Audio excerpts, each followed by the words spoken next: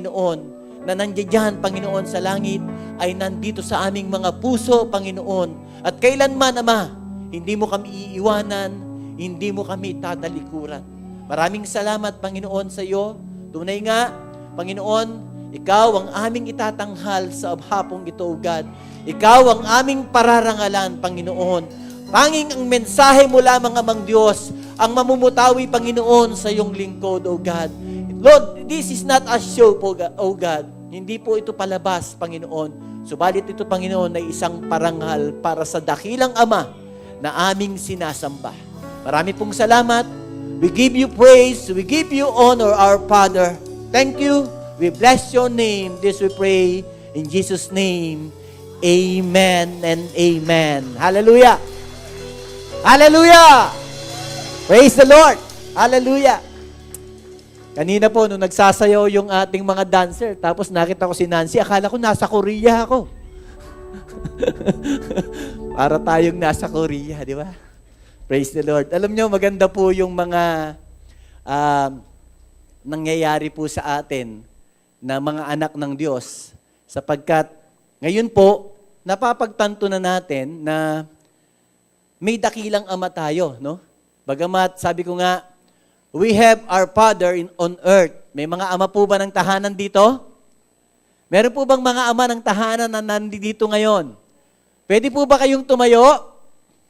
Pwede po bang tumayo yung mga ama ng tahanan? Wow! Praise the Lord! Praise the Lord! Palakpakan naman po natin sila. Ngayon po ay araw namin. Araw po namin. Bagamat yung marami pong ama, sige po, pwede na po tayong umupo.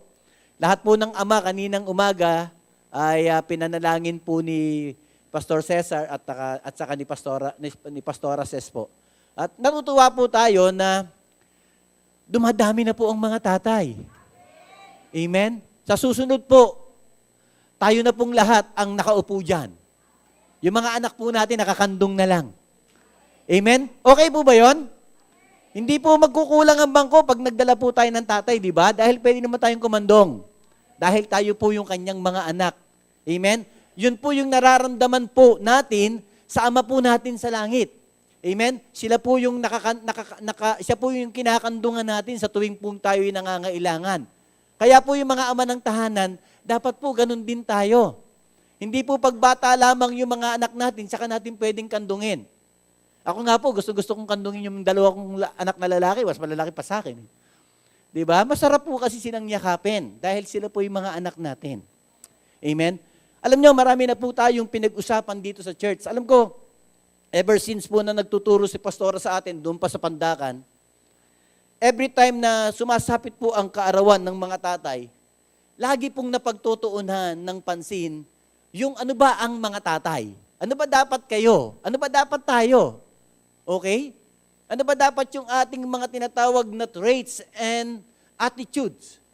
No? Ano ba yung mga dapat nating gawi sa ating pamilya? Yun po yung laging napag-uusapan. Minsan naman po napag-uusapan ulit, ano ba yung tungtunin o ano ba yung dapat gawin ng mga anak sa kanilang mga magulang? Amen? Nowadays, kitang-kita po natin na masyado pong nagdidwindle yung kautusan ng Diyos doon sa paniniwala ng tao.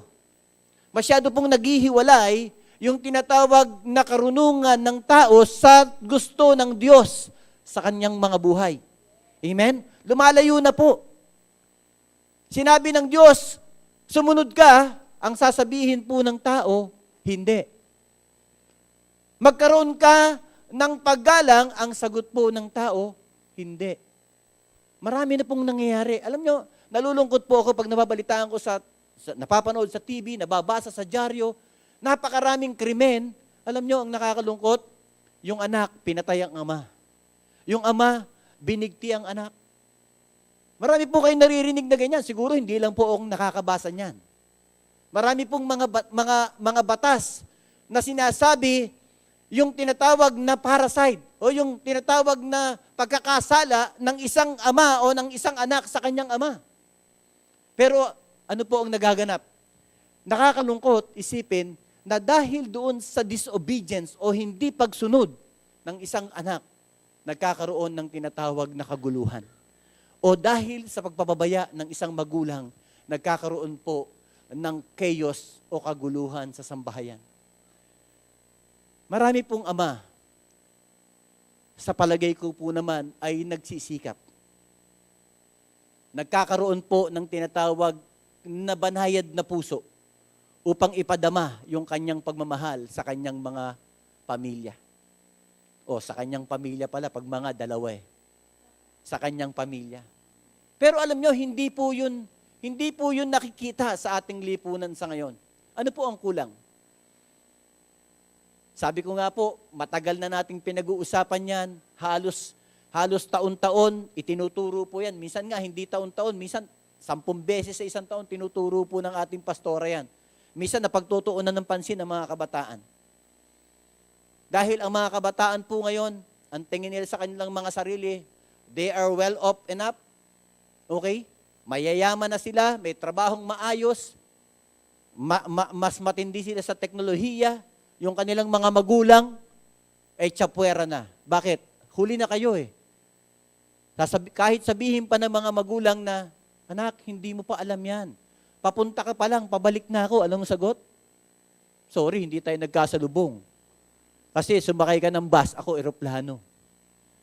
Marami pong kadahilanan ang nagaganap po sa ating pong pamilya kung bakit ito'y hindi nagkakaroon ng isang matibay na pundasyon at hindi po ito nagkakaroon ng maayos na relasyon.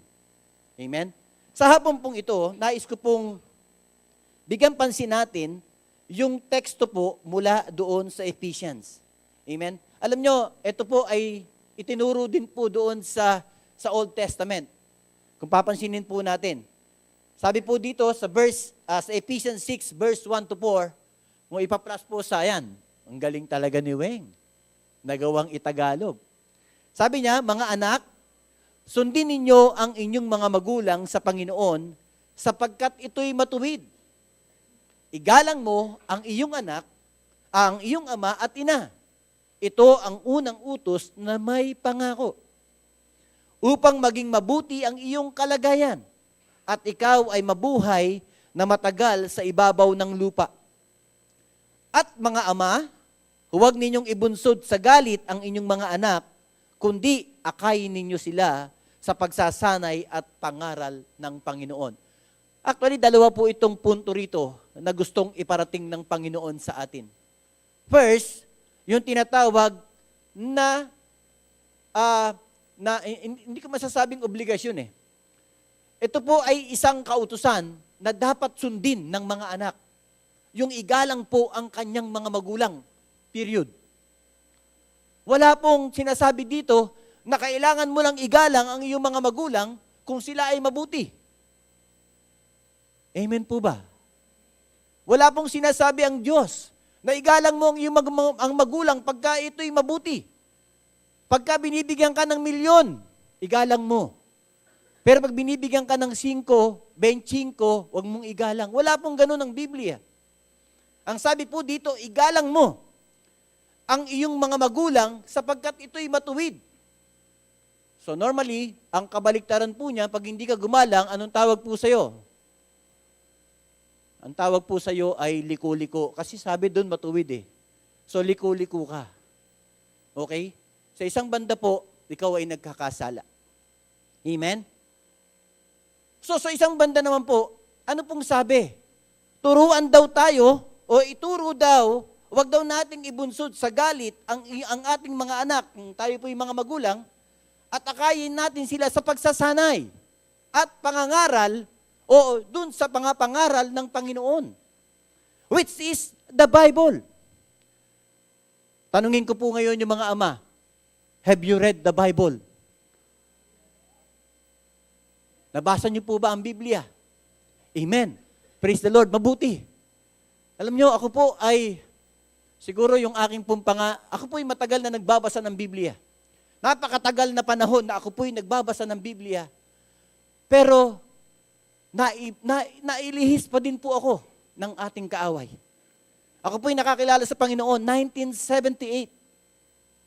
1978, during my college days. Huwag niyo po akong tingnan, bata pa ako. Okay? During my college days po, nabasa ko na po ang Biblia. Amen? Pero, dumating po ang pagkakataon na naitulak pa rin po ako palabas doon sa katuruan ng Biblia na yan. Bakit po? Because of my disobedience. Batang-bata ako noon, pumasok ako sa isang malaking kumpanya, San Miguel Corporation. Napakatindi ng tinatawag na panawagan ng dyablo doon. Nandoon yung tinatawag na militansya. Okay? Nandoon po yung tinatawag na tunggalian ng tinatawag na puwersa. Na ako po ay isa sa napabilang doon. Pero alam nyo, I praise the Lord sapagkat hindi po nasayang yung salita ng Diyos na aking pong napag-aralan. Amen? Sapagkat kahit po napakatagal, sabi nga ni Pastora sa akin, it is a miracle. Si Pastora noon ang aming HR manager, ako noon yung kaaway niya. Nandun ako nasa kabilang bakod ako. Pero tuwing kami po ay magkakaroon ng tinatawag na negosasyon, ako nananalangin sa kabila, siya ang nananalangin sa kabila, mas malakas siyang manalangin. Sapagkat ako'y napasama sa kanya. Nakakatuwa, di ba? Inaamin kong malakas. Bakit? Dahil dun sa mga salita, sabi nga ni Pastor sa akin, because the Word of God is planted in your heart, hindi na yan mababawi ng dyablo. Hindi na yan mababawi. Parang yung sabi kanina ni Pastor Cesar, no one, walang makakabawi niyan. Sabi nung kanta natin kanina, kung tayo ay anak ng Diyos, hindi na yan mababawi. Ano man ang mangyari, maglayas ka man, mawala ka man sa paningin ng Ama, anak ka pa din. Totoo ba yan? Kahit nga ikaw na pinakamasamang anak ama ka pa din Mamamatay na lang yung pinatay mong anak. Pinatay na yung ama. Ano sabi pa? Anak, tinawag ka pang anak. Siya na yung pumatay sa kanya. Oh, di ba? Hindi pa din nawawala. Kaya alam nyo, napakaganda pong isipin natin, mga kapatid, na yung relasyon, nasaan na yung panyo ko? Yan. Na yung relasyon po, okay, ng salitang ito sa ating pamilya ay napakahalaga. Amen? It is a combination o ito po'y pinagsanib na puwersa ng pagsunod at pagtuturo upang magkaroon ng tinatawag na isang matibay na pundasyon sa isang sambahayan. Amen? Hindi po ito pinaghiwalay ng Diyos. Ito'y pinagsama ng Diyos. Hindi po niya sinabi na puro magulang lang ang magturo, walang matututo. Ang sabi niya rito, sumunod at matuto. Ang sabi naman sa Ama, magturo at matuto din. Amen? Kaya pag sinasabi po ng mga anak ko, Dad, palibasa medyo hindi mo na inabot to Oh? Ang sasabihin ko naman sa kanila, hindi ko nga inabot yan. Hindi niyo pa naman nararating kung nasaan ako ngayon. Di ba? Tama lang yon. Bakit? Kung kayo ba ay isang anak na mayaman, sino ba nagturo sa inyo para maging mayaman? Sige nga. Pinapagalitan kita ngayon. Nagkaroon ka ng negosyo. Pinapagalitan mo yung mga tao mo. Kanino ka natutong magalit? Sa tatay mo. Di ba? Nagbigay ka ng sweldo. Kanino ka rin natuto? Sa tatay mo din kasi nung araw binibigyan ka niya ng baon.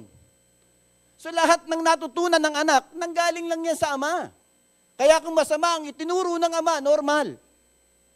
May traits na lalabas sa anak na siya'y magiging masama kahit siya'y mabuti. Hindi po yun mawawala. Sabi nga po, never na namunga ng santol ang puno ng mangga. Kung ano ang puno, siya ang bunga. Mabuti na lang, tayo ngayon ay anak na ng ating Ama sa langit, kaya mabuti na tayo. Kung dakila ang ating Ama sa langit, dakila na tayo. Kung mayaman ang Ama natin sa langit, mayaman na tayo. Ay, konti naniwala. Okay? Pag sinabing mayaman ang Ama, mayaman din ang anak. Di ba kaya nga may mga pinapanganak sa silver platter, using silver spoon. Minsan nagtatanong ako nung araw, wala bang silver hand? Kasi kamay lang ang gamit namin sa pagkain Di ba? Pero alam nyo, masarap pong tingnan na ang isang relasyon po, pag pinagbuklod ng Diyos, ay nagiging matibay. Napakasarap po niyan. Kasi sabi ko nga kung di ako nanumbalik sa Panginoon, sana kaya yung mga anak ko? Popogi pa naman. Buti na lang, nagmana sa ina. Praise the Lord. Di ba? Alam nyo, napakasarap po, lalo na kayong mga ama ng tahanan dito. You are very privileged po na nandito kayo sa simbahan ng Diyos at nakikinig ng salita ng Diyos. Sapagkat ito po ay baon-baon natin lagi. Amen? Sabi ko nga noon, mabuti na lang ang Panginoon, preserve niya yung heart ko. Bagamat yung mind ko ay punong-puno na ng tinatawag na ibang ideolohiya, pero ang heart ko, pasalamat ako sa Diyos, pinreserve niya ito. Amen? Kaya mga kapatid, hindi dapat tayo manghinayang sa mga aral ng salita. Sabi nga kanina ni Pastor, napulot ko lang to sa kanya, sabi niya, napakatagal na nating nag-aaral What is the outcome? Ang tagal na nating nakikinig No? Alam nyo, sabi ko nga parang napakahirap ba ng isang salita ng Diyos na hindi natin maunawaan. Kahit naman noong panahon, kahit nung panahon ni Moses, panahon ni Abraham, madami ding mga pagkakataon na ang salita ng Diyos ay hindi masyadong nadadala ng tao. Kaya anong tagubili ng Diyos kay Joshua? Joshua, huwag kang matakot. Pag-aralan mo ang aking mga salita at ito'y pagbulay-bulayan mo umaga at gabi upang ikaw ay may matutunan sa mga bagay na ito. Amen? Kung tayo po ay nag-aaral ng salita ng Diyos, well, sigurado po ako, we will succeed in life. Sapagkat yan po ang ating tinatawag na Biblia, na kung may dictionary si Webster, yan po ang dictionary natin. Hindi mo alam kung saan ka sasakay, just read the Bible. May papara sa'yo. Niniwala po ba kayo doon? Di ba may mga basta po dito sa Bible? Saka na natin pag-usapan yan. Okay? Pagkakailangan mo ng pera, ano sasabihin ng Biblia? Amen? God will supply all my needs. Amen? Wala namang pong salita ang Diyos na hindi tumatama sa atin Tayo lang po ang nagre-repel ng mga salita na ito. Amen po ba?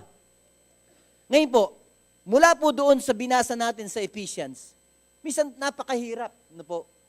Parang, ano ba talaga ang ibig sabihin ng paggalang? Yan po, minsan tanong natin yan Ano ba talaga yung ibig sabihin ng paggalang? Sumusunod naman ako. Hindi naman ako palalong anak. No? I always obey my father and my mother. Kung anong sabihin nila, minsan nga, isang bata, lalaking bata, sinabihan ng anak, ng tatay, anak, sabi mo, Darna. Kahit lalaki siya, sumisigaw siya, Darna. Okay? Yung babae naman, sinabihan, Superman ka, Superman. Pero mo yun, talaga sumusunod Pero ano nga ba ang tunay na salitang paggalang?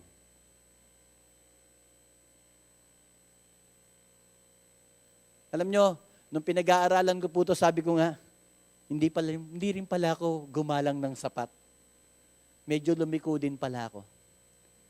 Kahit po yung father ko noon, nakikita lang namin siya sa gabi. Dahil ang kanya pong trabaho ay sa isang restaurant. Uuwi po yan ng 12:00 ng gabi. May bit-bit na pagkain.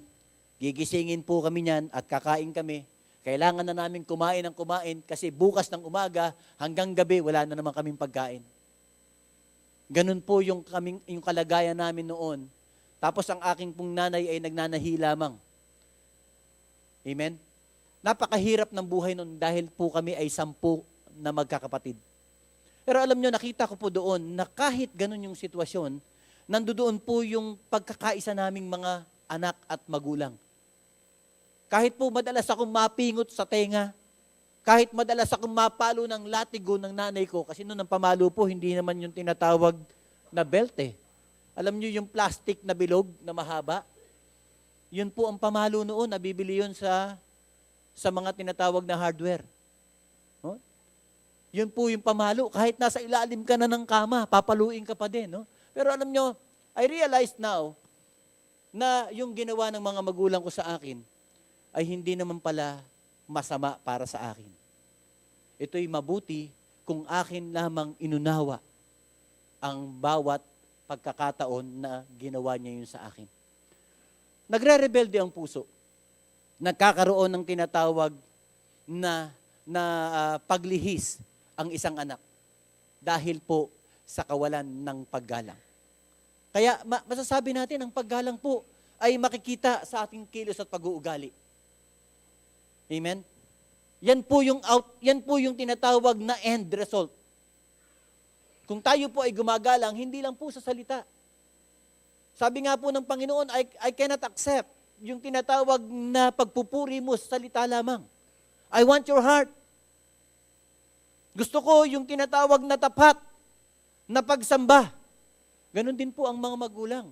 They want us to treat them and to honor them with full respect. Amen? Nais po ng mga ama na sila po ay ating igalang. Hindi lang sa salita, kung hindi sa kilos at gawa o pag-uugali. Amen? Then second, sabi nga, dapat po naigalang natin sila sa mamagitan ng pangunawa sa kanilang mga sinasabi. Minsan, hindi naman po Ingles, hindi naman po magkaibang lengguwahe ang mga pamilya. Iisa po yung lengguwahe, pero minsan hindi nagkakaunawaan. No? Kaya minsan, pag may naririnig po ako ng mga salita na parang, alam niyo yung salitang kumakalat ngayon na salita daw ng mga bading, yung mga itets na ganyan. No? Parang hindi ko maintindihan. Hindi ko maintindihan. Ano? Pag ganun naririnig ko, nagagalit ako eh. Hindi ko na nga maintindihan yung Tagalog mo. Nag-iiba pa lengguwahe mo. Ang hirap. Di ba?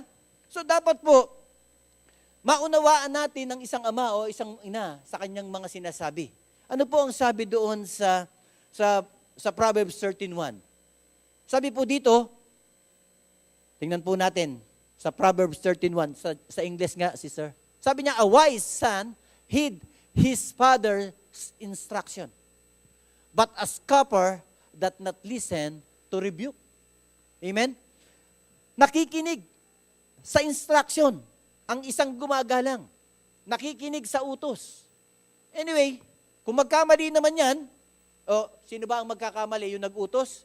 Kasabihin ba natin? Parang sabi nga ni Pastora, anyway, wala namang problema dyan eh. Kung nagkamali ang nag-utos, di bahala siyang managot. Amen? Wala tayong pananagutan. Tayo lang naman ang inutusan eh. Sumunod lang tayo. Tama po ba yun? Amen?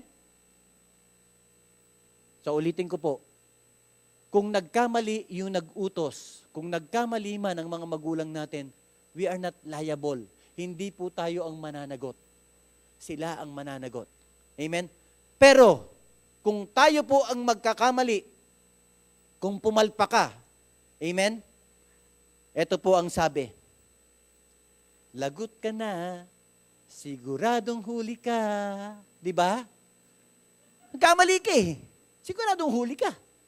Nagkamali ka, hindi mo kasi sinunod, kaya nagkamali ka. Amen? So dapat po, ano man ang utos ng mga magulang, sundin po natin. So wala pong dahilan para hindi po tayo sumunod, sapagkat yan po ang pinag-uutos. Then, sa pagsunod po, dapat tapat, walang pag-aalinlangan. Meron pong kwento, inutusan, sumagot. Ano po yun? Mas malakas pa ang boses sa nanay eh. Mas malakas pa ang boses sa tatay. Anak, bumili ka nga ng ganito. Ano po yun?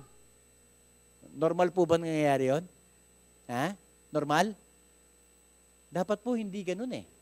Dapat po pag inutusan, anak, bumili ka nga. Yes. Saan po ako bibili? Pero hindi na po ganun. Ako po, Andyan po yung mga anak ko. Sasabihin ko po, minsan sinasabihan ko sila, alam nyo, sumasakit ang puso ko sa inyo. Sumasakit ang kalooban ko. Kasi mas malakas pa boses nyo sa akin eh.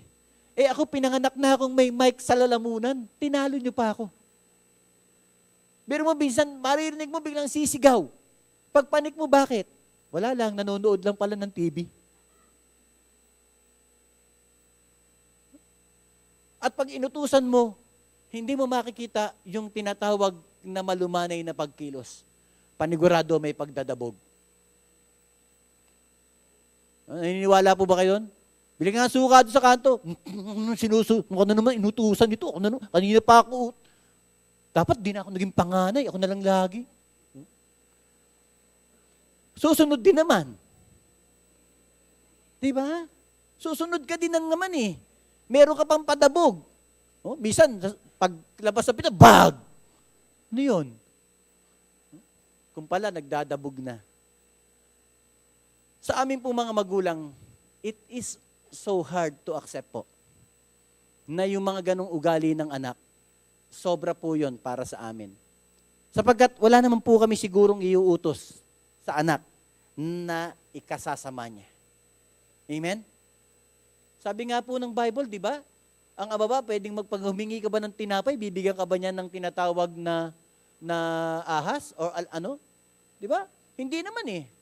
So, always, pag tayo po ay inuutusan, dapat po maging tapat tayo. Yung mga kabataan po dito. Kasi po, darating din ang araw, mag-uutos din kayo sa mga anak. Huwag niyong antayan na mabawian po kayo. Kasi kung ano pong tinanim siyang inaani. Kaya po kung kayo po ay mga anak at darating po ang panahon na kayo magiging magulang, you must remember this. Sumunod po kayo at kayo'y susundin din ng inyong magiging mga anak. Amen? Then po, minsan may mga tanong. Paano kung abusado yung mga magulang? Bakit namin sila susundin? Sino ka para sabihing abusado ang tatay nanay mo? Paano mo na-gauge yung tinatawag na pagiging abusado? Meron ka bang comparison? Meron ka bang nakita? Di ba wala naman? Ikaw lang ang nag-judge. Hindi mo tiningnan yung sarili mo upang tingnan mo rin yung tatay mo, bakit siya nagkakaganon? Or, sabihin na nating abusado, may mga magulang na abusado eh. No? Na konting pagkakamali lang, batok. Konting pagsasalta lang, sampal. Pag sinampal pa, hindi pwedeng tigilan hanggat di dumudugo ang muka. May mga magulang hong ganyan. Kaya nga lumabas yung batas eh. Doon sa tinatawag na yung Child Act na sinasabi, di ba? Kaya nga may anti-abuse na lumabas na mga tinatawag na opisina para kung may mga anak na inaabuso at masyadong pinagmamalupitan ng ng ama ay magsusumbong doon. Inaantay kong lumabas yung pinagmamalupitan naman ng anak eh. Meron na bang batas na ganon? Wala pa no? Basta yung nagmamalupit na ama, yun, mananagot ka. Pero yung nagmamalupit na anak, hindi mananagot eh. Alam nyo, yung pong mga ganon, kung kailangan po natin silang igagalang po natin sila. Because we cannot change them. Hindi po natin sila pwedeng baguhin kung tayo po yung magre-rebelde sa kanila. Pag nagrebelde po ang isang anak sa kanyang ama, sino po ang natalo? Parehas. Parehas po silang nawalan. Nawalan ng anak at nawalan ng tatay. Kung babasahin niyo po yung pinag-aaralan nga kaninang umaga, yung tinatawag na prodigal son. Amen? Alam niyo, pag tinitingnan natin yun, ako nga sabi ko may pagkakamali din yung tatay eh. Alam naman niya ang batas eh. Pero bakit niya pinayagan? Because of His love. Amen? Mahal niya yung anak. Amen? Alam niyo, dito po, nung pinag-aaralan ko to, sabi ko, paano nga naman kung abusado yung ama? Anong gagawin ng anak? Patuloy lang ba siya magpapaabuso? Meron naman pong salita ang Diyos dyan. Sabi po dito, kung meron pong nire-require ang ating mga magulang na hindi kalugod-lugod sa salita ng Diyos, dapat po mas piliin natin ang salita ng Diyos. Amen? Hindi po sinasabi dito na kailangan nating gayahin yung tinatawag na pamamaraan ng Ama natin sa lupa kung siya'y mali. Pero ano pong tagubili ng Panginoon? Dapat ilagay natin ang ating Ama kung siya man ay abusado sa pagtitiwala natin sa Diyos. Never pong nag-isip ang ating Ama sa langit ng harm sa kanyang mga anak. Amen? Poprotektahan niya po tayo. Kung kayo po ay anak na inaabuso, sinasaktan ng ama ninyo o ng mga magulang ninyo, huwag po kayong mag-alala. Hindi po yan magtatagal, matatapos din po yan. Amen? Sapagkat ang Panginoon po, hindi niya kayo hahayaang masaktan. Hindi niya kayo hahayaang maabuso ng mga magulang. Amen? Maaaring isa po sa atin, nakaramdam ng sakit sa magulang, huwag po kayo mag-alala. Sabi nga po ng ating kanta, our Father is our comforter. Lumapit lamang po tayo sa Kanya. Kaya mahalaga po na tayo po ay nakikitungo ng maayos sa ating mga magulang. Hindi po dapat natin sila binabaliwala. Okay? Hindi po natin dapat sila pinababayaan.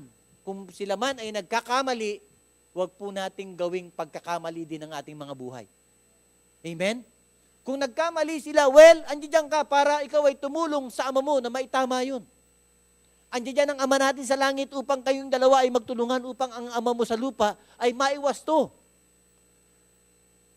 We have that blessing sa Panginoon. Ano sabi ng ama? Lumapit ka lang sa akin. Akong bahala. And I will not sabi niya, if there is a problem, I will always make a way for you to escape. Diba? Kung may panganib, andi dito lang ako. Tutulungan kitang makalaya. Kung meron man pong mga anak o kung meron mang mga magulang na nag-aabuso sa kanyang mga anak, hindi po yun magtatagal. Maayos din po yun. Ang kailangan lang po natin constantly ay ibigay siya sa Panginoon. Amen? Then, kailangan din po nating magpatawad. Alam niyo yung mga anak, ang kailangan lang naman natin, we must always give yung tinatawag na forgiveness sa mga magulang na yan. I remember yung kwento po ni Joyce Myers. Kilala niyo po si Joyce Myers? O Joyce Myers? Kilala niyo po yan? Siya po ay inabuso ng kanyang ama. Sobrang inabuso. Mula sa kanyang pagkabata hanggang sa siya'y magdamalaga na. At ang nakakalungkot po nito, nung nakakilala po siya sa Panginoon at nagkaroon ng sariling pamilya, dinala niya yung kanyang mga anak doon sa kanyang pamilya, sa kanyang tatay, at gusto na niyang patawarin. Pero alam mo, ano pong nangyari? Mismong yung kanyang mga anak, inabuso rin ng tatay. Pero ano pong nangyari doon? Patuloy ba? Naghalit ba si Joyce Myers? Siya ba'y nagwala? Hindi po. Pinatawad niya pa rin yung kanyang tatay. And in the end po, yung tatay niya po nakakilala din sa Panginoon. So, hindi po, kung ang kalagayan mo po, pinapalo ka lang, binubugbog ka lang, binubugbog ka lang, parang kalang, parang andaling pakinggan, no? Yung ginugutom ka lang, no? Parang ganun, Pero alam nyo, minsan po extend tayo. Hindi po ako nag-exaggerate, pero marami pong nagaganap na ganyan. Pero mabuti na lang po dito sa atin, wala. Buti na lang ang mga magulang po natin dito mababait. Buti na lang po ang mga anak masusunuring lahat. Ay, yung mga nanay ang sumagot, yung mga anak hindi. Amen? So, alam nyo, sabi nga, it is better to forgive than to have a hatred in our heart. Amen? Mas mainam po magpatawad. Amen? Minsan, alam nyo, ang mga magulang, hindi natin maunawaan kasi. Napakadali naman natin silang maunawaan. Ang mga ama po, madali siyang unawain. Alam nyo, yun yung problem ng mga anak eh. Hindi po kasi nila inuunawa ang kanilang mga anak. Hindi nila binibigyan ng pagkakataon yung mga magulang nila na makapagbigay sa kanila ng tinatawag na pagmamahal. On the other hand, yung mga anak naman po, hindi nila tinatry pagwagihan ng kanilang mga magulang o ama.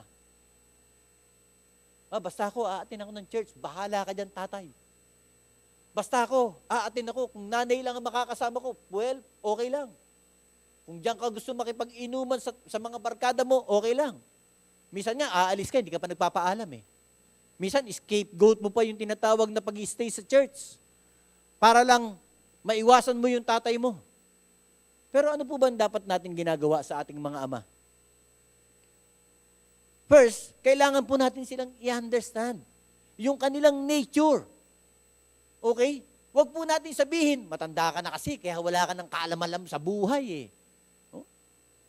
Lalo pag nakapagtrabaho na po tayo, yung mga anak pag nakapagtrabaho na, para na lang, alam mo, minsan sila pang hari sa loob ng tahanan.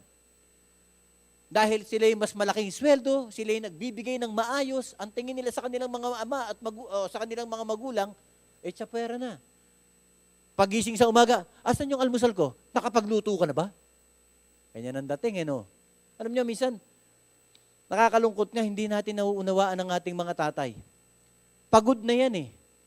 Biro mo, habang ikaw ay nag-aaral, nagtatrabaho yan. Nagtatrabaho ka na, nagtatrabaho pa din siya. Kasi minsan, yung panggastos, yung perang na kinikita, lalo na sa mga kababaihan, pangkolorete lang. Yung mga sa lalaki naman, pambili ng mga sapatos, Jordan, yung mga ganyan. Yung mga tatay, pagpasok, pagod na, pagdating sa opisina, bubulyawan pa ng boss, sesermonan pa, at pag uwi, hindi pa tigil ang sermon, pati yung nanay, nakasermon pa din. Maunawaan nyo naman sana sila. Diba? Kaya pag minsan, sumalampak ang tatay nyo, at nagkaroon ng tinatawag na ng hingi nung araw po, ito, sasabihin ko sa inyo, ang tatay po namin pagdating sa bahay, automatic yan, kukunin na po namin ang tsinelas niyan, sasabihin, pa, tsinelas mo. Ngayon, pagdating ng tatay, o pa, andiyan ka na pala, maghain ka na. O, di ba? O, pag sinabi ng tatay, may naluto na ba? Wala pa nga eh, magluto ka na kaya? Nangyayari po yan. Hindi po yan, alam ko, hindi yan po imbento lamang. Naghaganap po yan. So we must understand the nature of our Father. Ano ba yung kanyang kahinaan? Ano ba yung kanyang kalakasan? Dapat po, nakikikombine tayo sa kanya. Kung siya po'y nangihina, dapat tayo'y magpalakas. Kung siya po'y malakas, dapat po nakikinig lamang tayo. Hindi yung pag nagsabi yung tatay mo ng malakas, magsasabi ka rin ng malakas. So there is no reason for us para hindi maintindihan ng ating mga tatay kung maiintindihan muna natin sila. Amen? Second, we must acknowledge yung tinatawag na mga worries ng mga magulang or ng ating tatay. Ako po, pagkagabi nang umuwi yung mga anak ko, hindi po ako tumitigil. Tinatawagan ko yan. O kaya pagka nababaha sila or malakas ang ulan, tinatawagan ko po yan. Kasi nandoon po yung worries eh. No? Minsan, akala ng mga anak, OA ang tatay nila. OA naman tong tatay ko. Ang uwian ko naman, gantong oras, ito, tawag-tawag pa. No? Minsan, makaka-receive ka pa ng text. Huwag ka nang tatawag, nandito na ako sa bahay. No? Parang ganun pa ang dating. Diba? Hindi nila naunawaan na kaya nag-aalala yung mga magulang o yung tatay nila because they want, the father want yung tinatawag na safety. Kasi mas alam nila yung pwedeng maganap. Sabi nga nung balita, leptospirosis is very harmful to the body. Puro baha ang inaabot ng ating street ngayon. Tapos yung mga bata, tuwang-tuwang nagtatampisaw. Sino hindi mag-worry? Kaya pag nag-worry po ang mga magulang nyo sa inyo, huwag kayong magsasabi ng OA sila. Dapat tanggapin nyo po yun. Dapat maging learning nyo. Dapat maunawaan nyo na yung pag-worry nila sa inyo, it is for your own good. Hindi po yun para sa kanila, kundi para po yun sa inyo. Amen? Mga kabataan, amen po ba? Yan. Aray, parang hindi kayo sumasagot. Hindi ako naninermon, ano po? Amen? So, next po, minsan, alam nyo, wala po kaming pinangarap kung hindi maging successful ang mga anak. Never po naming pinangarap yung tinatawag na downfall ng mga anak. Kami po ang unang nasasaktan. Yung mga tatay, mga nanay, yan po ang unang nagkakaroon ng sama ng loob pagka ang kanilang mga anak po ay nape-failure. Nagpe-fail sa trabaho, sa eskwela, sa mga, kung hindi nila naaabot ang kanilang mga tinatawag na achievement, kami po ang unang-unang nagkakaroon ng tinatawag na pagsakit ng kalooban. Amen? Minsan hindi natin maunawaan yun eh. Bayad kami ng bayad ng tuition, lagpak ka naman ng lagpak. Sumasampung taong ka na dyan sa college, hindi ka pa matapos. Yung tatay mo, hindi tuloy makapag-retiro. Oh? Hindi malaman kung anong gusto mong kunin. Kung gusto mong mag-doctorate o gusto mong mag-masteral. 4 na taon yung course, 10 taon na, hindi pa tapos. Alam nyo, ako po, sabi ko nga, it is a better, parang yung nararanasan ko po, nais ko lang i-share. Alam nyo, yung anak ko pong pangalawa, si Joshua, nung pumasa sa ayaw niya na mag-take ng exam sa Mapua. Sabi ko, nak, mag-exam ka sa Mapua. Dad, hindi ko naman siguro kaya yan, baka bumagsak lang ako. Hindi, kaka mag-exam ka, kaya mo yan. Because may knowledge, kung siya'y papasa sa Mapua, at siya'y makakapagtrabaho, at makakapag-aral, makakatapos sa Mapua, napakadali pong magtrabaho. Kasi ako po'y nasa HR eh. Alam po namin ni Ma'am Ses yan, o ni Pastora Ses, na pag ikaw ay graduate ng engineering ng Mapua, napakadali mong matanggap sa mga manufacturing company. Napakabilis. Makita pa lang ang Mapua dun sa tinatawag na transcript of record mo. Pagkatapos ng exam, interview ka agad. Kung graduate ka ng UP ang lata, o yung tinatawag na UP ang lata ka lang graduate, pagkatapos pagpasok mo dun, sa ka-graduate? Okay. Sige, tatawagan ka na lang namin, ha? Mag-aantay ka na ng tambul mayor, hindi ka pa natatawagan.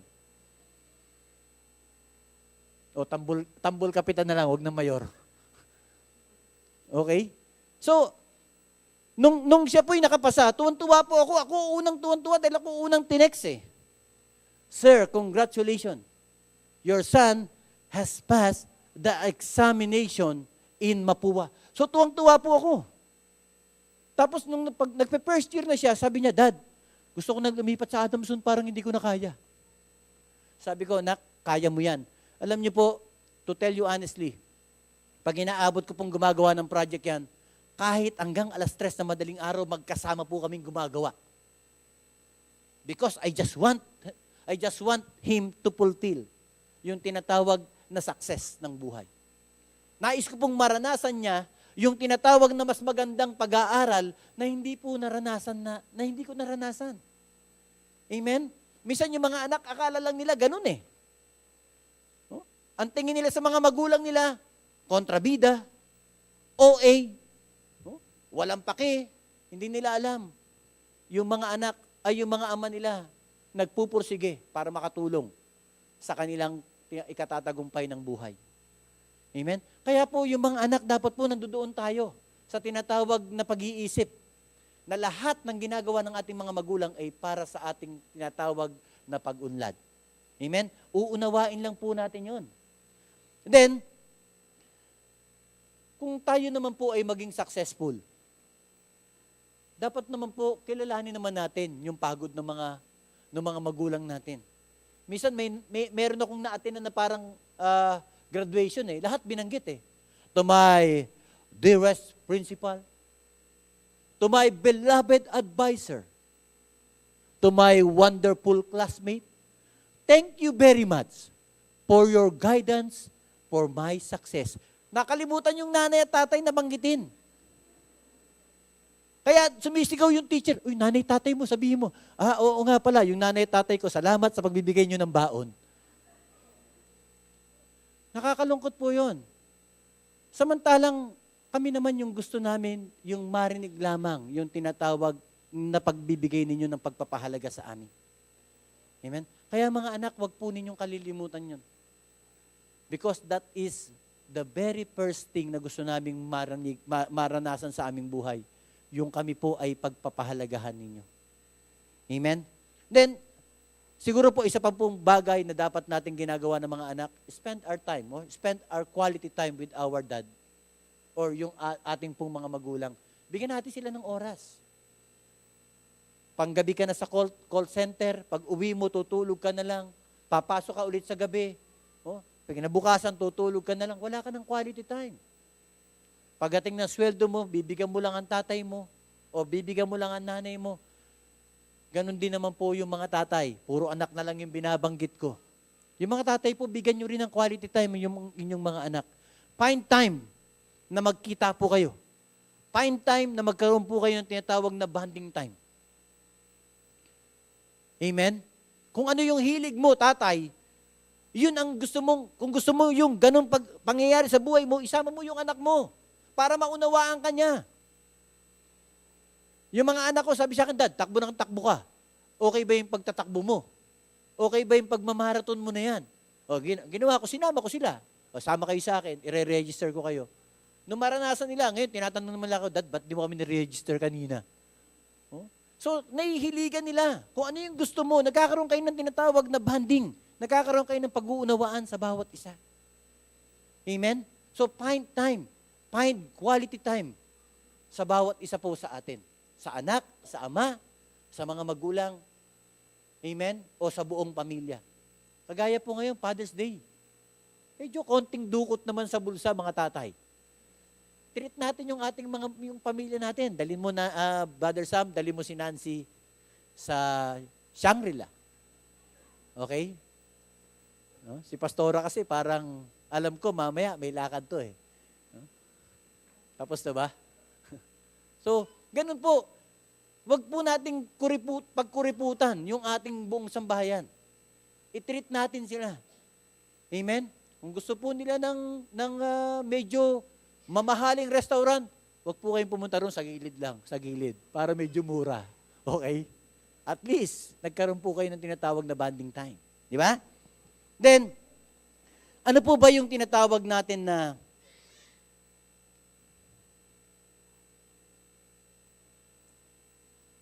praise the Lord. May natututunan po tayo? Praise the Lord. So, ayan. Ang sarap pong pakinggan yan. That is gratitude. Praise God. So, alam nyo, minsan, mahirap talagang sumunod sa pinag-uutos ng Diyos. Napakahirap daw nga niyan eh. Pero napakasarap naman po na malasap kung tayo po ay sumusunod. Amen? Pag yan pong utos na yan ang sinunod natin, yung salita po ng Diyos, pag yan ay kumapit sa mga puso natin, napakasarap po niyan. Amen? Daig pa po natin ang nasa heaven. Amen? Praise God. So, minsan, tinanong ko din po ito eh. Paano kung hindi ko naman sila susundin? Ano ba mangyayari sa akin? Natanong niyo na po yan? Lagi naman kayo hindi sumusunod. Dapat tinanong niyo yan. Di ba? Kung hindi kayo sumusunod, anong mangyayari sa inyo? At kung hindi rin ako sumunod sa mga magulang ko, ano kayang nangyari sa akin? Amen? First, yung blessing ko po mapoforfeit. Mawawala yung blessing ko. Hindi po yan mapapasa akin. Remember po si Reuben? Si Reuben, panganay na anak. Dapat nasa kanya yung tinatawag na birthright. Okay? Ng isang pamilya. Siya dapat yung makikinabang ng lahat halos ng biyaya ng kanyang ama. Pero ano pong ginawa ni Reuben? Nilapastangan niya ang kanyang ama sa pamamagitan ng pakikipag-ugnayan doon sa tinatawag na mga asawa o sa asawa ng kanyang ama. Di ba? Alam niyo po ba yung kwento noon? Na si Reuben po, sinipingan niya yung may mga bata po ba dito? Tinabihan niya yung yung asawa ng tatay niya. Di ba? So ano pong nangyari? Nawala, na-forfeit yung kanyang blessing. Hindi po yung kasi katanggap-tanggap sa Panginoon eh. So ano pong nangyari? Yung dapat mapunta sa kanya, hindi po napunta sa kanya, ito po yung napunta kay Joseph. Yung tinatawag na birthright o yung karapatan bilang isang panganay, hindi po yun nakamit ni Reuben. Amen? Sino po ang mga kwento sa Biblia? Marami po. Marami po. Si Esau, siya po yung tinatawag na panganay. Pero anong nangyari?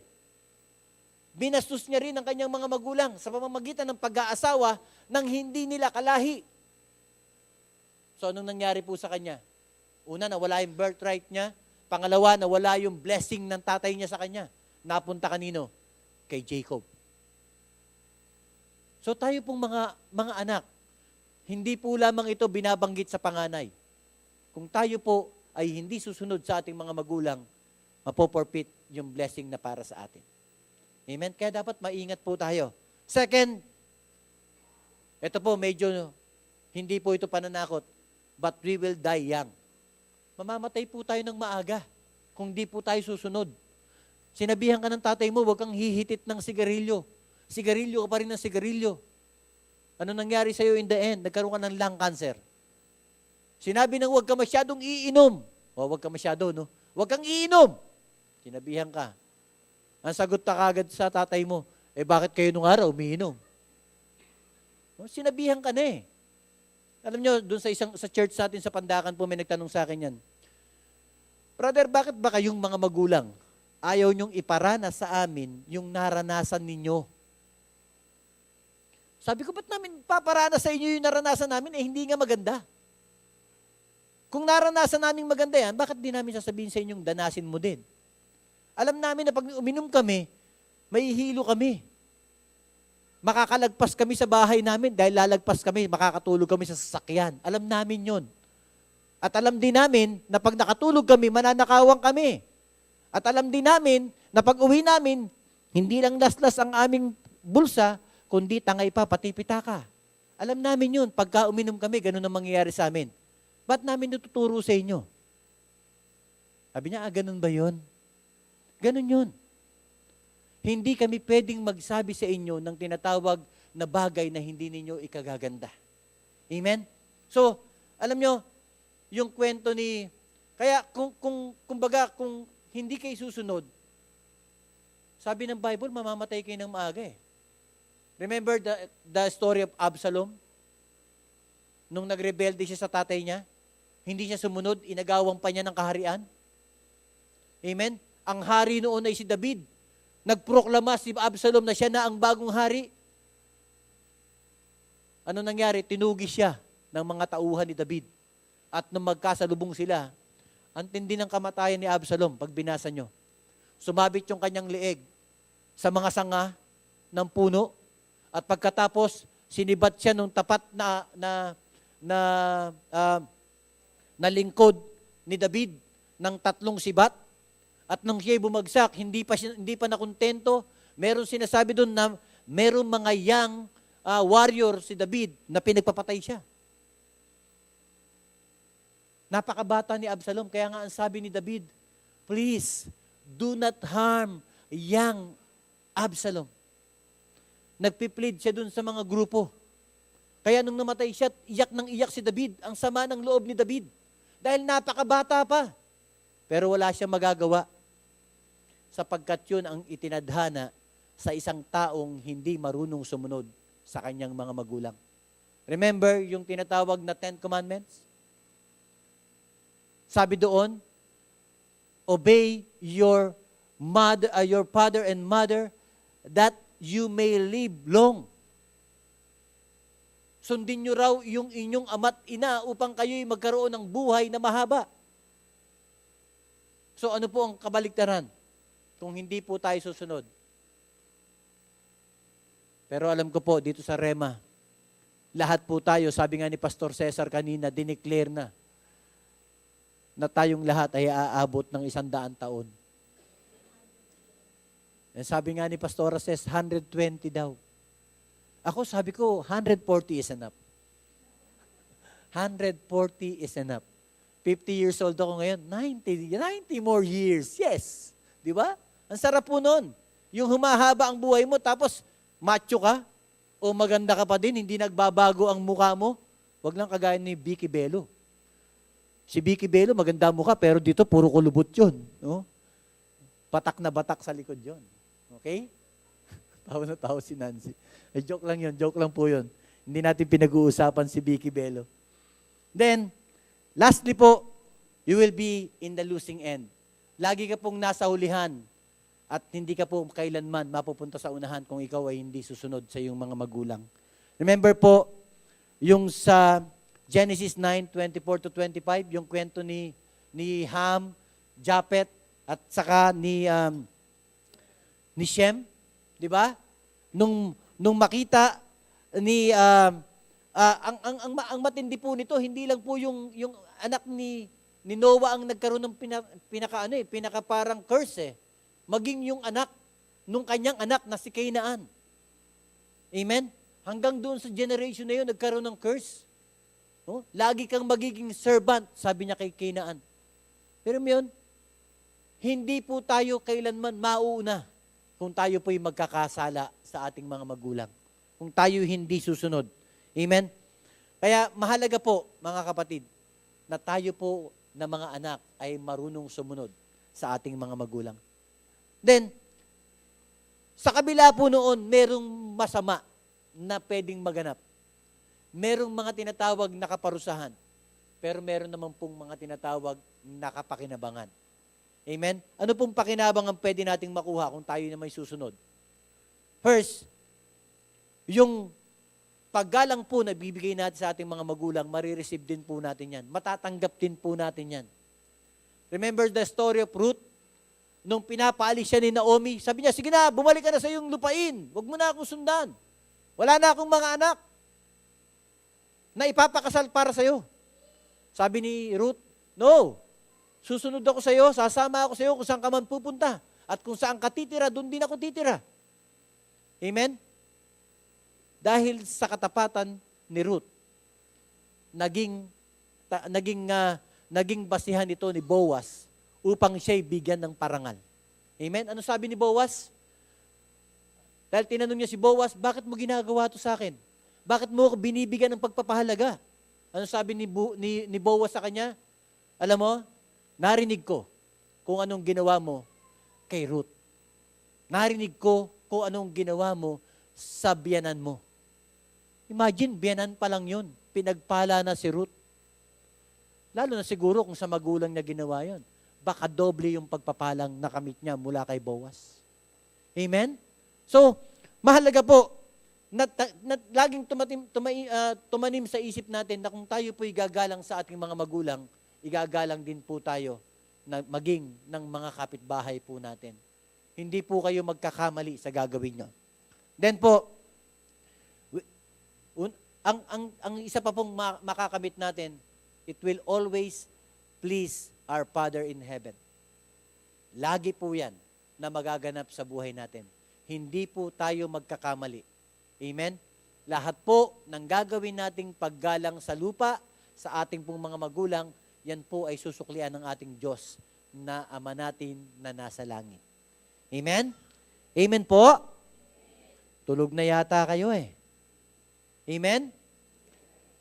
Ngayong araw po na ito ng mga tatay, ito po yung bawat pagkakataon o ito yung ating panahon upang alalahanin. Ano ba yung mga nagawa ko sa tatay ko? Ano ba yung mga nagawa naman ng tatay sa anak? Di ba? Diyan po laging lumalabas yan eh. Laging yan ang pinag-uusapan. Wala namang pinag-uusapang nanay ngayon. Ang pinag-uusapan ngayon, tatay at anak. Kasi Father's Day. Nung nakaraan, puro nanay naman, di ba? Dahil Mother's Day. Ang mahirap, Mother's Day, pinag-usapan tatay. Ngayong Father's Day, pinag-uusapan nanay. Mukhang hindi naman tama. Di ba? Ngayon po yung panahon na pag-uusapan naman natin, ano ba yung pagkakataon na ito? Ito po yung pagkakataon upang mas lalo nating mahalin ang ating mga ama. Amen? Ipakita po natin yung ating tinatawag na paggalang.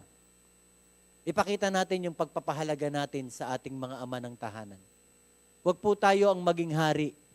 Laging hari ang tatay sa loob ng sambahayan. Siyempre, mas hari ang Diyos natin. Amen? Mula sa hari, merong haring namamahala sa lupa. At yan po yung ating mga tatay. Amen? Kung nagkakamali man po ang mga tatay natin, well, wala po tayong dapat gawin, kundi sundin pa rin natin sila. Amen?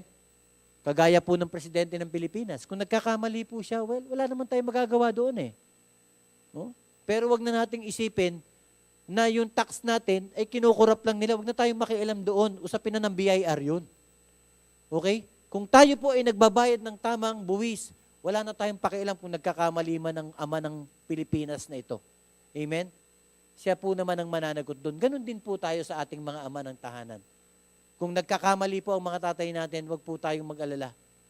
Meron naman pong magtatama sa kanila ang Diyos natin. Amen? Then, as a challenge po, napaka-importante po ng bawat relasyon.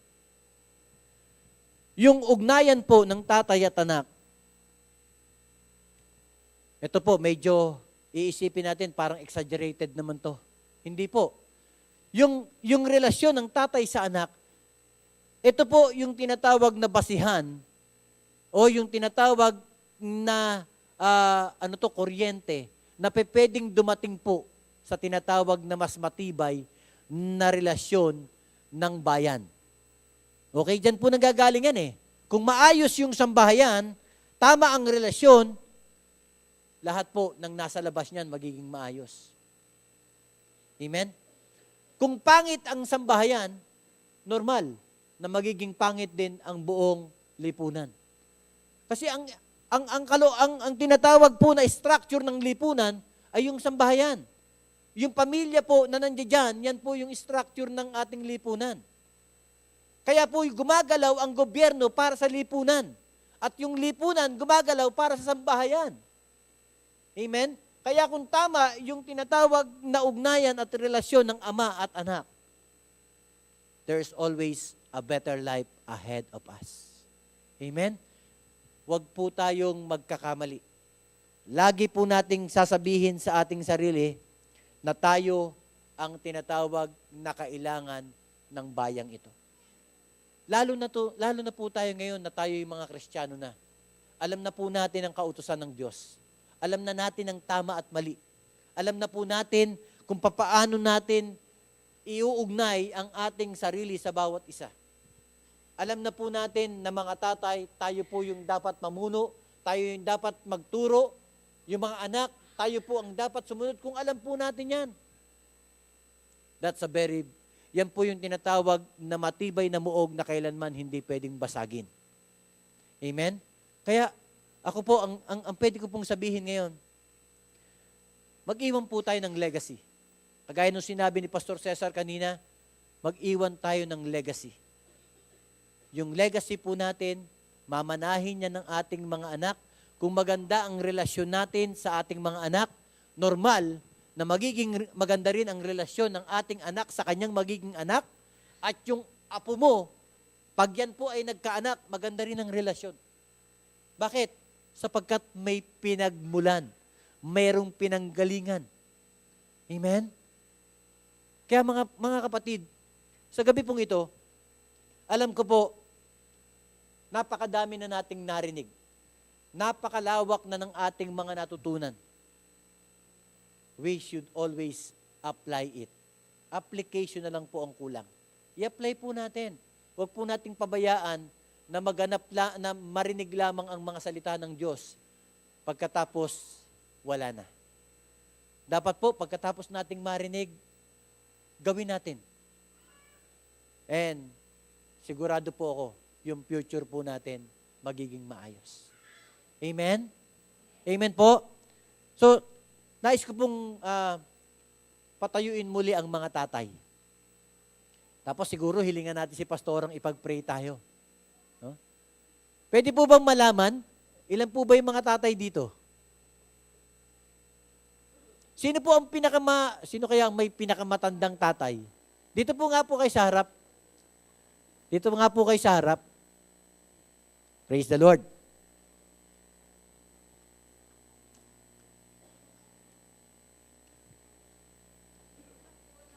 Lahat po ng mga tatay? Sino po ba ang pinakamatandang tatay? Taas po ang kamay. Trisha, bigay mo nga yung gift ko dun sa pinaka may edad na tatay.